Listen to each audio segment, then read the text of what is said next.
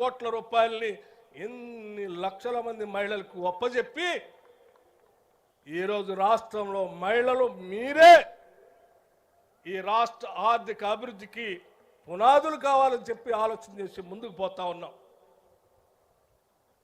అంతేకాదు మీరు వ్యాపారం ద్వారా ఉత్పత్తి చేసేటువంటి వ్యవస్థల్ని సంస్థల్ని వస్తువుల్ని కూడా అమ్ముకోవటానికి కావాల్సినటువంటి అత్యంత ఖరీదైనటువంటి ప్రాంతంలో ఒక బజార్ని మీకు ఏర్పాటు చేసి మాదాపూర్లో ప్రారంభోత్సవం చేసినటువంటి సంగతి కూడా మీకు తెలిసిందే. ఇలా చెప్పుకుంటూ పోతే అమ్మ పాఠశాలలు ఆదర్శ పాఠశాలలు మీకే చెప్పాం. రాష్ట్ర వ్యాప్తంగా ప్రభుత్వ పాఠశాలలో చదువుతున్న పిల్లలకి మనం ఇచ్చేటువంటి యూనిఫామ్ సంబంధించిన ఆ బట్టలను కుట్టించే కార్యక్రమం కూడా మీకే ఒప్పచెప్పాం. ఎక్కడ ఏ చిన్న అవకాశం దొరికినా ఏ ప్రభుత్వ కార్యాలయంలోనైనా క్యాంటీన్లు పెట్టించేటువంటి కార్యక్రమం ఉంటే కూడా ఆ కార్యక్రమం కూడా మీకే ఒప్పచెప్పాం. అంతిమంగా మా అందరి ఆలోచన ఒక్కటే, ఈ రాష్ట్రంలో మహిళ తలెత్తుకొని మహాలక్ష్మిలాగా ఎదగాలి, తిరగాలి, గౌరవంగా బతకాలనేదే ఏ ఇందిరమ్మ రాజ్యం యొక్క ఆలోచన లక్ష్యం కూడా. ఇన్ని 7 లక్షల కోట్ల పైబడి అప్పులుంటే కూడా 21,000 కోట్ల రూపాయలు మేము వడ్డీ లేని రుణాలు ఇచ్చాము కదా. ఆనాటి ఆర్థిక శాఖ మంత్రిగా ఉన్నటువంటి హరీష్ రావు గారు బడతలాగా పెరిగాడు కానీ 7 లక్షల కోట్ల రూపాయల్లో లేకపోతే 10 సంవత్సరాల బడ్జెట్ గురించి ఒక 10,000 కోట్ల రూపాయల మీ గురించి ఆలోచన చేసి వడ్డీ లేని రుణాలు ఏమన్నా ఇచ్చాడా?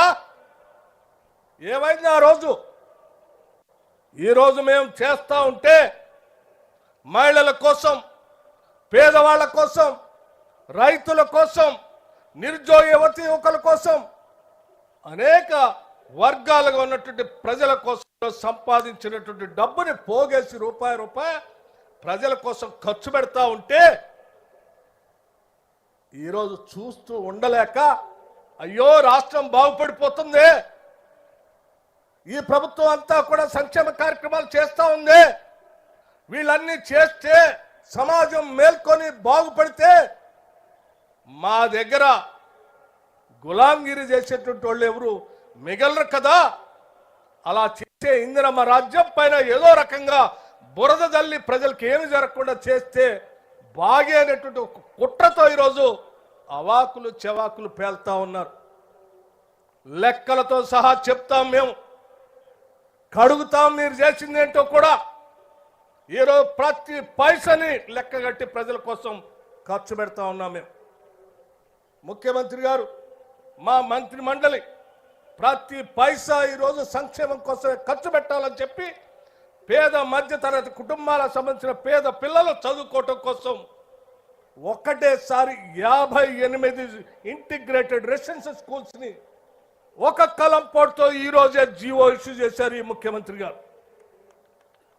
ఒక్కొక్క రెసిడెన్షియల్ స్కూలు బహుశా మీరు కళలో కూడా ఊహించి ఉండరు. ఈ ఆనాటి టిఆర్ఎస్ ప్రభుత్వంలో చదువుకున్నటువంటి వాళ్ళందరూ అమెరికానో లేకపోతే అత్యంత విలాసవంతమైన పాఠశాలలో డబ్బులు కట్టి చదువుకున్నారు తప్ప పేద ప్రజల గురించి ఆలోచన చేయలే. 7 లక్షల కోట్ల అప్పు తెచ్చావు, ఏ ఒక్క రోజైనా ఒక ఇంటిగ్రేటెడ్ రెసిడెన్షియల్ స్కూల్ కట్టమని ఆలోచన చేశావా?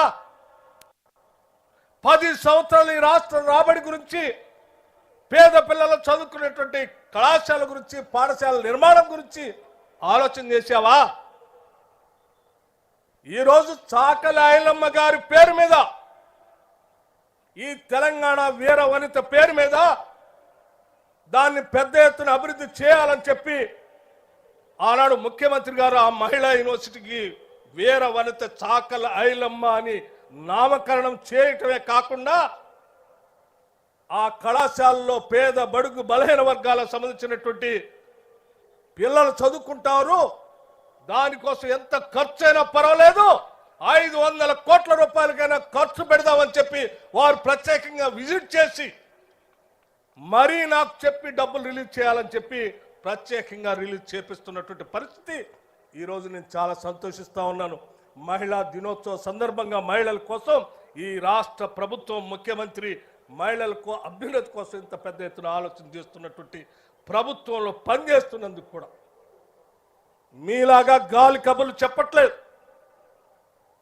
ఒక్కొక్క రెసిడెన్షియల్ స్కూల్ కట్టడానికి కనీసం ఒక్కటి కూడా మీరు కట్టలేని పరిస్థితిలో ఇవాళ 58 స్కూల్కి ఒకటే రోజు ఇవాళ జీవో ఇటమే కాదు, ప్రతి స్కూల్కి 30 కోట్ల రూపాయలు ముందే పార్క్ చేసి వాటికి నిధులు ఇబ్బంది లేకుండా ముందుకు పోయే కార్యక్రమాన్ని కూడా వారు ప్రత్యేకంగా పర్యవేక్షణ చేసి నిధులు రిలీజ్ చేస్తా ఉన్నారంటే ఇక్కడ ఉన్నటువంటి తల్లులు బిడ్డలు ఈ సమావేశంలో ప్రతి తల్లి బిడ్డ ఏదో ఒక రెసిడెన్షియల్ స్కూల్లో చదువుకునేటువంటి కార్యక్రమానికి ఈరోజు రాష్ట్ర ప్రభుత్వం నిధులు పెద్ద ఎత్తున ఖర్చు పెడతా ఉంది.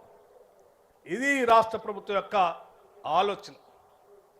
ఇలా చేయొద్దు, మహిళలకు నిధులు ఇవ్వద్దు, వడ్డీ లేని రుణాలు ఇవ్వద్దు, పేదవాళ్ళకి ఏమీ చేయొద్దు, ఇందిరమ్మ ఇళ్ళు కట్టొద్దు, మీలాగా అబద్ధాలు చెప్పి డబుల్ బెడ్రూమ్ కడతామని 10 సంవత్సరాలు గాలి కొదిలేయాలా అని మేము ఆలోచన చేయట్లే. ఇవాళ ఈ పేద మహిళల పేరు మీద 5 లక్షల రూపాయలతో ఒక్కొక్క ఇంటిని శాంక్షన్ చేస్తూ ప్రతి శాసనసభ నియోజకవర్గంలో 3,500 ఇళ్లని మొదటి దశ, రెండో దశలో ఇంకొక 3,500ని ప్రతి శాసనసభ